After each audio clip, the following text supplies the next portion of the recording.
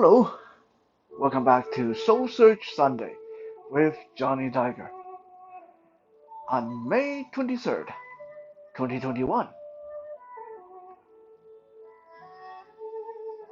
Yesterday, I had the opportunity to take part in a little martial art discussion, martial art conference, and the topic was debunking Asian stereotype with martial art. There were a lot of good points being made and some rather ridiculous ones as well, as often is the case in this kind of discussion. But one comment from Sensei Jamal Lucas stuck with me. I think, uh, in my opinion, what Sensei Jamal Lucas said was probably the most intelligent question I've heard in the entire 2 hours of conversation. He asked everyone, he said, I have two questions for you guys. One is, I'm paraphrasing, one is, the, uh, where do these stereotypes come from that we are trying so hard to debunk? And second, why do we want to debunk them? Right away, you have people who are reacting immediately, giving a knee-jerk reaction, like, what do you mean? Of course, the stereotype, it's wrong, of course we want to debunk them. It's stereotype is stupid, and it's always the other people that are making assumptions about us. That's just wrong. Of course we want to debunk. What do you mean? Where they come from? What do you mean? Why do we want to debunk them? How ridiculous can you be? But to me, that was one of the best comments, one of the best questions asked in the entire session, because a lot of time people react to the word stereotype like it's a bad thing. Like people react to the word anger like it's a bad thing. But honestly, stereotype is not bad. It's neither good or bad. Right? It's neither good or bad. Now, how you come to reach that stereotype conclusion, or how to come to reach that uh, uh, assumption, that may be either good or bad. And how you choose to deal with it after you realize it's a stereotype might be good or bad. But stereotype itself, it's a very human condition. It's a self-defense mechanism that we have evolved to be able to do. It is something that built into us so we can survive. Why do I say that? Because when you really think about it, the only way for us to survive in this world is for us to learn from our past mistakes and to learn from past judgment, to learn from things that have gone right and things that have gone wrong. If we go out in this world, if we go out of the house every day, if we get out of bed every day, being as open minded and as innocent and as naive as a newborn baby, then we wouldn't be able to survive long in this world. If every person we run across, we treat them like the first time we ever run into a human being, if we make no assumption at all whatsoever, then that means we will get scammed again and again. Next time you get a phone call from the scammer, you might as well give them a chance because how do you know? How do you know? You're stereotyping because it's a stranger calling you on the phone with the electronic recording that you think is a scammer. What if it's for real this time? What if you really are being offered $1 million? You see what I mean? So being able to stereotype is being able to reach a logical conclusion, to form a logical picture and assumption based on our knowledge based on our past experiences. Now, of course, good or logical stereotypes, and there are illogical and bad stereotypes. I'm not talking about the stereotyping itself. I'm talking about your idea of how you reach your conclusion. Let me give you an example. If you tell me you're a Christian, and I immediately assume that you love Christmas and you celebrate Christmas, that is a stereotype. But it is a logical and very reasonable stereotype. I may even say Merry Christmas to you, even if I don't celebrate it myself, because I think that it's something you enjoy. That is a reasonable, very logical kind of stereotyping. Uh, I know thousands of Christians in the world celebrate Christmas, love Christmas. That's why they have Christmas. So I assume that you, as a Christian, love and celebrate it too. Now, if it happened that you don't, then my bad. But it is not a stereotype born of ignorance. Now, let's look at the other kind. Let's say you tell me you're Chinese, and I immediately say, wow, okay, so you must like to eat dog. Okay, stay away from my dog. Don't come near my animal. Would that be a reasonable stereotype? Probably not. Because I don't know about the rest of you, but myself, I have not known any Chinese person. I've met a lot of Chinese people in my life. I've not known any that actually eat dog.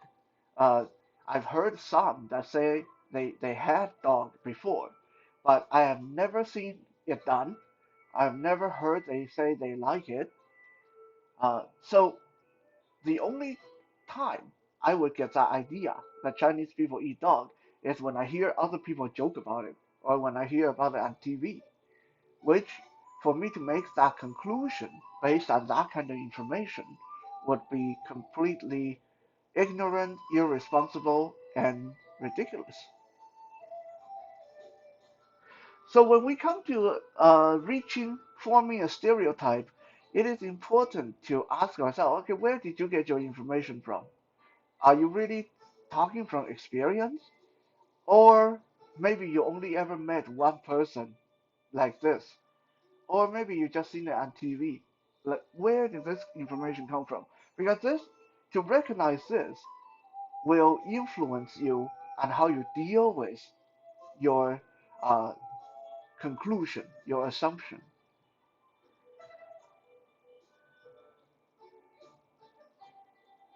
While stereotyping itself is not necessarily good or bad, how we choose to handle it afterward can often determine if it is a good thing or bad thing. For example, if I come across a Chinese person and I automatically assume that he or she don't like being touched because that is in my own experience. I grow up in that culture. I know a lot of my people don't like being touched. I know myself don't necessarily like being touched sometimes. So let's say I've come across a Chinese person who I assume don't like being touched. So I just greet them from the distance, or just at the most with a handshake. I never hug them. I never pat them on the shoulder. Uh, and then one day, I suddenly realized, you know, they actually like being touched. They're different. They actually like being touched and hugged and stuff like that. What do I do then with my stereotype? Is what's going to determine am I doing a good thing or a bad thing? If I can be open-minded and I say, oh, okay, well, my bad. I guess they like being touched and they like being hugged. So next time I see them, I give them a big hug and I say, oh, I'm so sorry, man. I always thought that you didn't like being hugged. I'm so glad that I found out I was wrong. Now, that's me being a very good person. I'm willing to own up to my misassumption. I'm willing to own up to my mistake. I'm willing to admit it, I'm willing to move forward. But if I go the other direction, if I hear that they actually like being hugged or touched, I say, well, then they're not a real Chinese. The real Chinese don't wouldn't like being touched. Real Chinese wouldn't like being hugged. They're weird. They're weird. They're whitewashed. And I start to discriminate or prejudice or look down on them, thinking they're somehow defective because they don't live up to my expectation, they don't live up to my stereotype.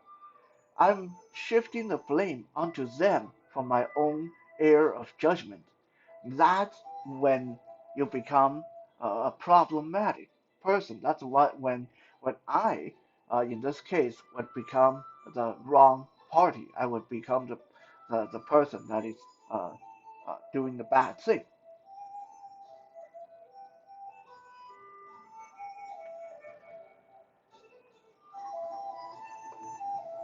So where do stereotypes come from?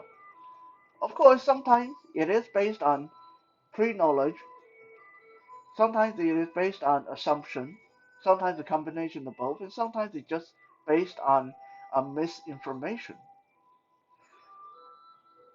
But when you really think about it biologically, we human beings were like 99% the same. Every single human being in the world, about 99% the same, right? So it is not wrong to assume that someone who only have one leg may have problem walking. It is not wrong to assume that.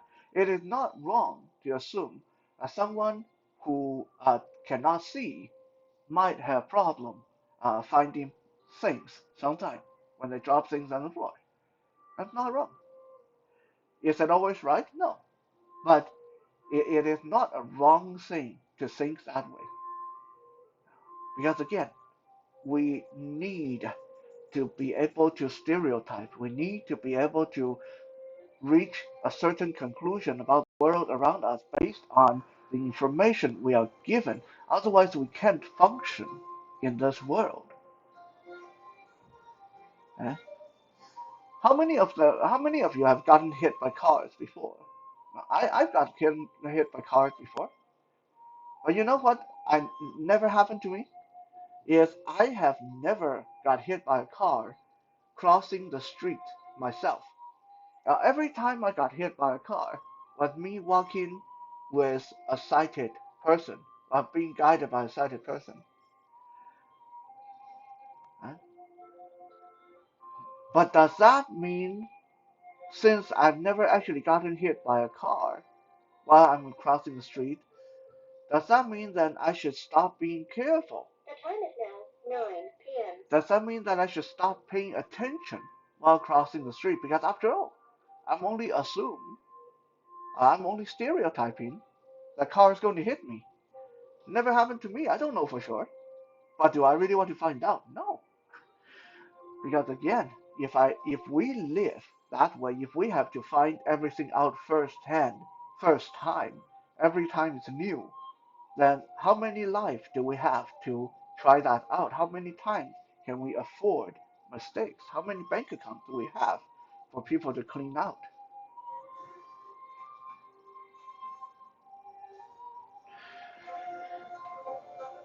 Now, I can't speak for any other culture, but for Chinese people, a lot of the stereotypes that we quote unquote suffer is not always suffering, but a lot of the stereotypes we quote unquote suffer, we created them ourselves, either directly, intentionally, or unintentionally, indirectly.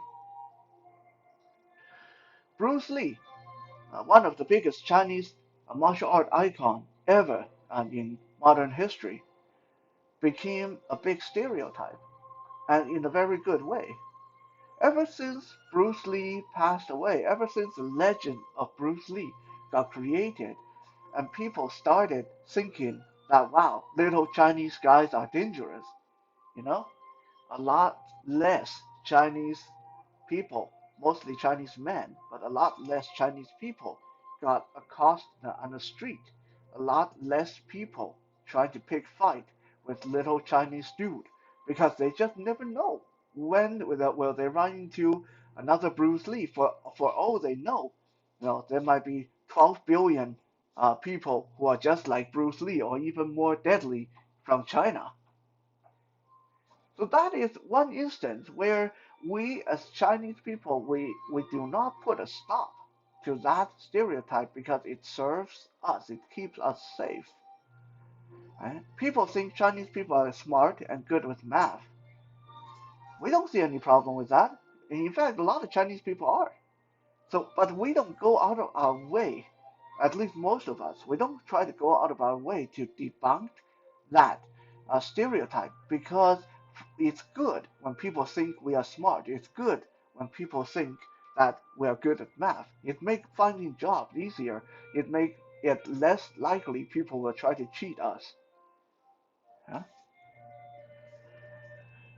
A lot of time we go out on the street as Chinese people and people, white people, black people assume they stereotype us. They think that we are speaking Mandarin to our friend, we're speaking Cantonese to our friend, so we must don't know how to speak good English, and they'll come up and make fun of us. You want a flight lice? They'll imitate our accent, and then they'll go on and talk about things, thinking that we can't understand them. A lot of time we don't go out of our way to debunk them. If they think we can't understand them while we can actually understand every word they say, that is to our advantage. So I think you see my point now. A lot of the times, these stereotypes are not necessarily formed or created by other people to make us feel bad. A lot of time, when you really look back, a lot of these stereotypes were created by yourself, myself, ourselves, to serve as some kind of self-defense mechanism. Right? You can say it's like a bluff.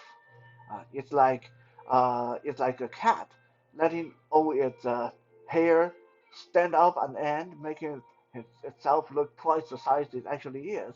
And you look at that, you automatically assume that this, if you keep pissing it off, the cat is going to claw you and scratch you, and you don't want to have that happen, so you go away. Right? Animals do that. Animals know the power of assumption. Animals know the power of playing a good bluff. Animals know the power of how to use stereotype to their own advantage. So why is it that in this overly sensitive, overly politically correct world we live in, suddenly stereotype become such an evil word? I will tell you guys a couple of instances in my life where being stereotyped, being having some kind of stereotype set toward me actually worked out to my great advantage and made in some delightful situation.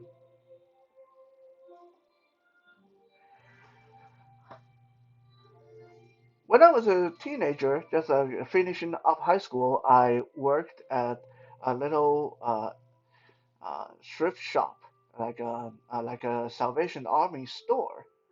And for a period of time, I had the coolest job I've ever had in my entire life. I was the store security. Now, some people will say, well, how can you be the store security? You're blind. How would that work? You wouldn't know when people are stealing things. Well, here's the situation. Because the store I worked at, it was mostly ran by elderly seniors, retired men, retired women, mostly retired women.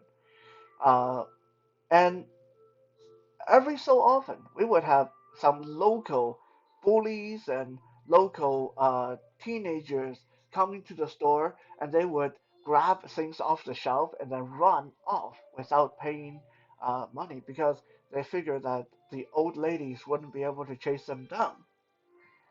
So, to prevent things like that from happening, the lady who ran the store came to me.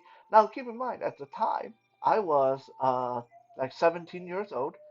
I walked around like a badass. I walked around with a very serious face, with a cool $200 sunglasses, with a spiked chain around my neck and spiked chain on my belt. I was a bodybuilder at the time. I was just around 200 pounds and looked really beefy. Uh, and I like to walk around in military boots and jeans and uh, nice heavy duty leather jacket. Right? And most of the time, unless you see me walk with my white cane in my hand, you wouldn't see my cane because I always conceal it on my person. So the lady who ran the store came up to me. He said, "Can you be the store security?" Yeah, like most of you, I said, "How can that work? I'm blind. I wouldn't know which way to run into, or I don't know. I wouldn't know where they're getting stealing things." And she said, that's okay. You look like you mean business. And all we have to do is get you to sit by the door, and then you have to show up earlier than everybody. Then so not too many people will see that you're blind. So we'll get you a chair. You sit there by the door and pretend you're reading a book, and then if people come in, they'll see you, and immediately they'll think that there's a scary looking dude being store security, and they'll think twice before they steal anything.